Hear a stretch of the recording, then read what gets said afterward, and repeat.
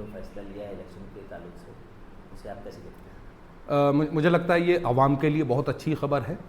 माननीय न्यायालय का हम शुक्रिया अदा करते हैं कि आम जनता के हित में ये फैसला आया है, क्योंकि इलेक्शन होना बहुत ज़्यादा ज़रूरी हो गया था। क्योंकि आम मसाइल हल करने के लिए एक आम बॉडी और लोकल बॉडी का होना बहुत ज़रूरी है। औरंगाबाद में एक टर्म पूरा खाली गया जब जीबी हमारे पास नहीं थी, इसीलिए अवाम परेशान थी और ये फैसले से कहीं ना कहीं अवाम का फ़ायदा है। इसीलिए मैं सुप्रीम कोर्ट का शुक्रिया अदा करता हूँ। और जो नासिर अपने वक्त ने ऐसा ऐसा कहा, उसको ऐसा कुछ सोशल मीडिया के ऊपर न्यूज़ देखने मिल रही है कि भाई MIM के एक प्रवक्ता है, उन्होंने जो तो मुसलमानों को दल्ला कहा है, इसे कैसे देखते हैं? ये उनकी हमेशा की सोच है, जो मैं समझता हूँ अब बाहर निकल के आ रही है। इस सिलसिले में राहत इंदौरी साहब ने बड़ा अच्छा कहा था कि अंदर का जहर चूम लिया, धुल के आ गए, कितने शरीफ लोग थे सब खुल के आ गए। तो जो पार्टी, जो नेता जिस समाज का वोट लेता रहा है, जिस समाज के नाम पर राजनीति करता रहा है, आज उसी को गाली दे रहा है, तो कहीं ना कहीं उनको वोट देने वालों को ये सोचना चाहिए कि हम किसके साथ खड़े हैं और हमारी इज्जत वो जिसके साथ हम खड़े हैं वो कितनी कर रहा है। ये बात निंदनीय है कि एक समाज को आप इस तरीके के जुमले इस्तेमाल करें, भले ही चंद नामों के आधार पर आप ये कहें, लेकिन वो भी इसी समाज का हिस्सा है और वो भी राजनीति जो है तो अपने अपने पक्षों के एतबार से कर रहे हैं। अगर आपके जहन में ये सोच है कि आपके पक्ष में रहने वाला ही मुसलमान है, दूसरे पक्ष में रहने वाला मुसलमान नहीं है, तो कहीं ना कहीं आपकी ये इल्म की कमी है और आपको इस बात के अंदर दुरुस्ती करने की ज़रूरत है। क्योंकि अभी इलेक्शन करीब है और इसमें वंचित बहुजन आघाड़ी का क्या रोल रहेगा, क्या सक्षम है इलेक्शन के लिए तैयार है? बिल्कुल, वंचित बहुजन आघाड़ी पूरी तरह से सक्षम है, इलेक्शन लड़ने के लिए पूरी तरह से तैयार है, क्योंकि वंचित बहुजन आघाड़ी एक अवाम की पार्टी है।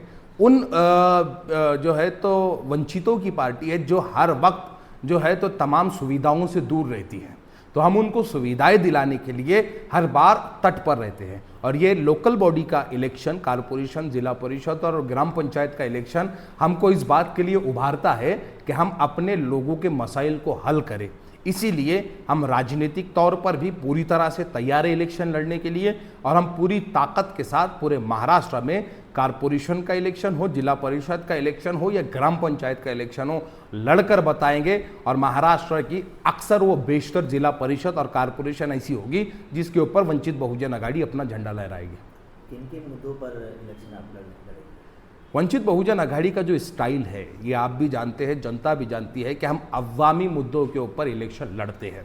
और इस मर्तबा लोकल बॉडीज़ के इलेक्शन में अवामी मुद्दे सड़क के मुद्दे हैं, पानी के मुद्दे हैं, लाइट के मुद्दे हैं, एजुकेशन के मुद्दे हैं और जो है तो हेल्थ सेक्टर के मुद्दे हैं। ये इन तमाम मुद्दों को सुधारने की ज़रूरत है और इन तमाम मुद्दों को सुधारने के लिए और इन तमाम मुद्दों को लेते हुए वंचित बहुजन आघाड़ी इलेक्शन में उतरेगी और चुन कर आने के बाद इन तमाम मसाइल का हल करेगी, इसमें कोई दोहराई नहीं है।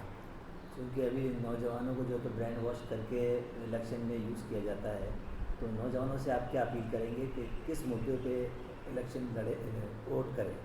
मैं नौजवानों से आजिज़ाना, आदिबाना और मौद्दिबाना दरख्वास्त करूँगा कि आपको इस इलेक्शन में ये सोचना होगा कि आपके घर के बच्चे जिस स्कूल में जाते हैं वो स्कूल कारपोरेशन से वाबस्ता है, जिला परिषद से वाबस्ता है।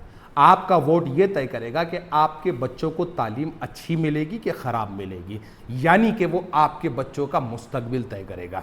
आपके घर में जो रोज़ाना पानी नहीं आ रहा है वो रोज़ाना आएगा कि नहीं आएगा, ये इलेक्शन वो तय करेगा। आपके घर में लाइट जलेगी कि नहीं जलेगी, ये इलेक्शन वो तय करेगा। आपके अपने महल्ले के दवाखाने के अंदर सही सुविधाएं मिलेंगी कि नहीं मिलेंगी, ये इलेक्शन ये तय करेगा। आपकी सड़कें बनेंगी कि नहीं बनेंगी, ये इलेक्शन ये तय करेगा।